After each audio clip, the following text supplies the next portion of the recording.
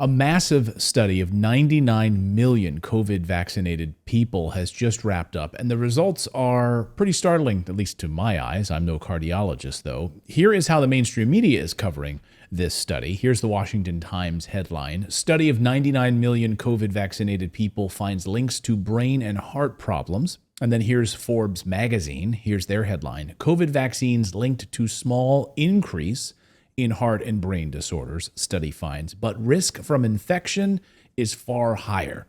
So you got to really worry about the COVID. Make sure the COVID is top of your mind. Cardiologist Dr. Peter McCullough knows a thing or two about the heart. So let's let him weigh in on this study. Doctor, great to see you. Welcome back to the show. Thank you.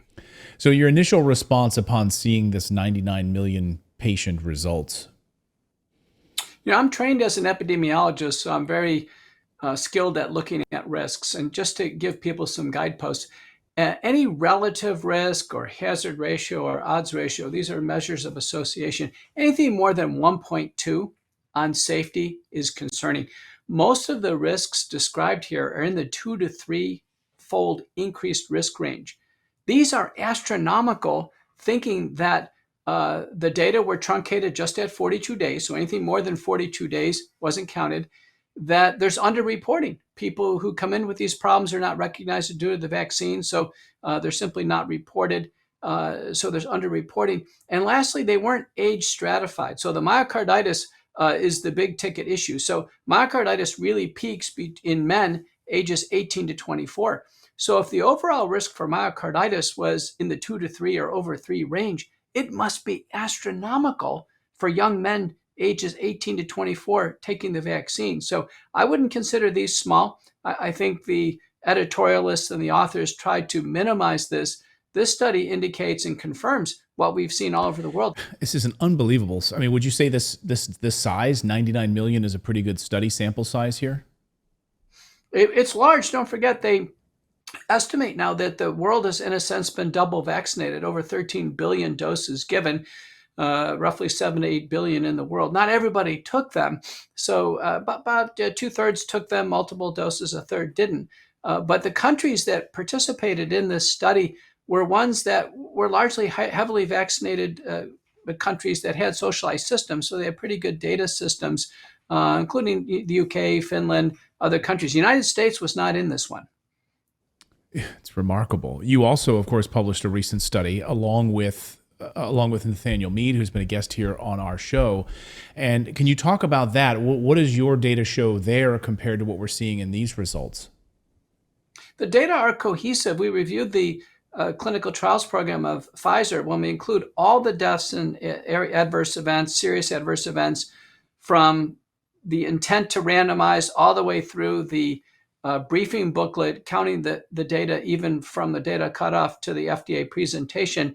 There was a 3.7-fold increased risk of serious cardiac adverse events with Pfizer. That's compared to placebo. So that's the cleanest comparison we have. Sure enough, look at the risks in this study. They're in that 2 to 3 to 4-fold increased risk. So it's all cohesive. Now, the Mead study recently, a Dr. Turges, who is really an unpublished Springer editorial group research and integrity officer, is threatening to retract the Mead paper based on his own false claims. He's overriding the editors of the paper. This is really, breaking news. An average paper in Curious gets about 2,700 reads. We're at 300,000 reads. And we think Turges is basically under pressure from the vaccine lobby to pull our paper. Wow.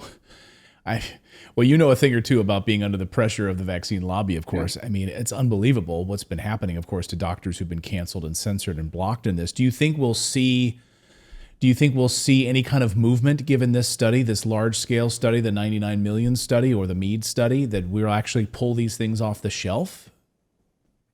We're seeing greater movement. I testified in Congress on January 12th, 2024, and I quoted the Rasmussen survey out that day, where 53% of Americans think the vaccines are causing serious adverse events, leading to large numbers of deaths. That's 53%.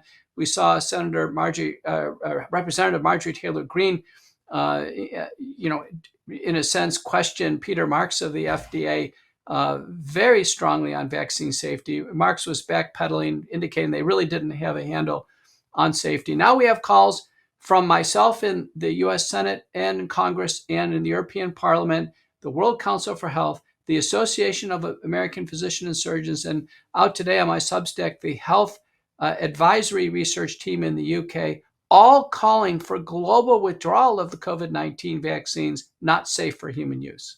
I mean, you've seen in Bloomberg, I just read a Forbes headline.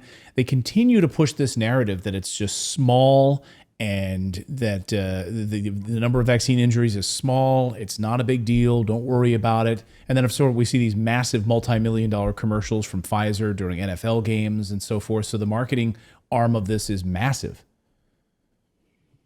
It is, and they are attempting to whitewash a consumer product safety debacle.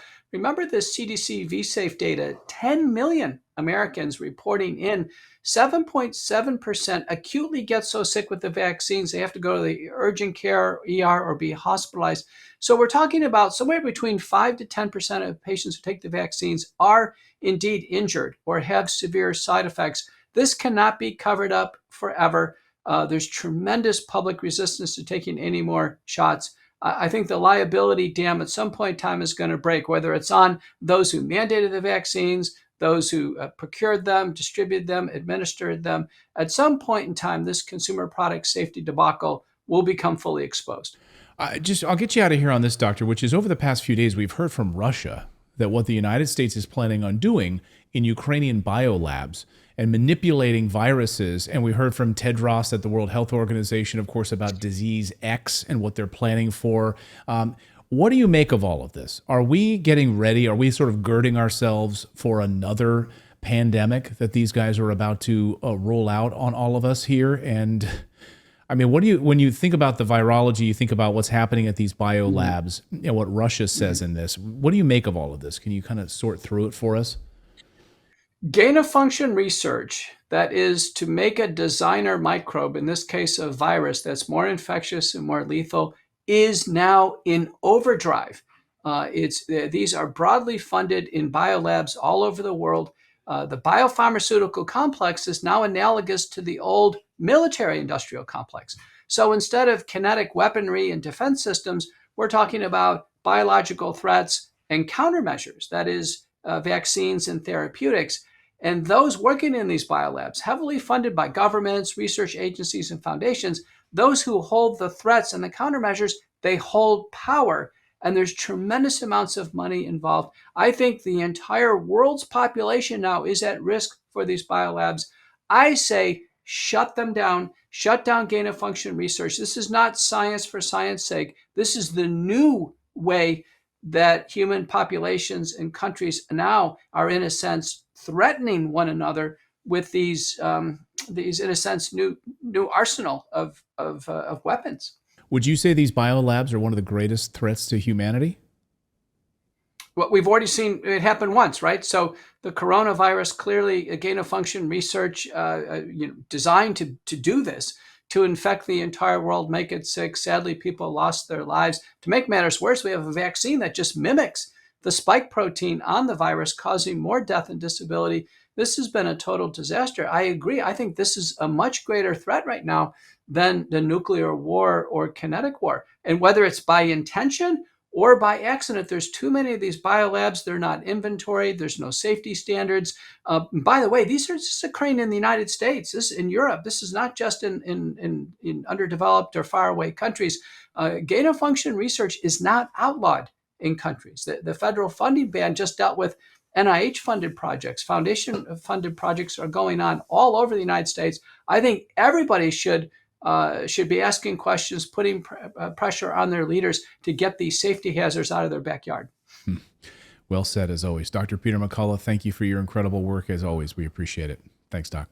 Thank you. I really hoped you enjoyed watching this video. You know, YouTube thinks that you'll actually like this next video right here. It's personalized based on your own viewing habits. So if you watch the video, please leave a comment. Let us know what you think about it, and we will see you next time, everyone.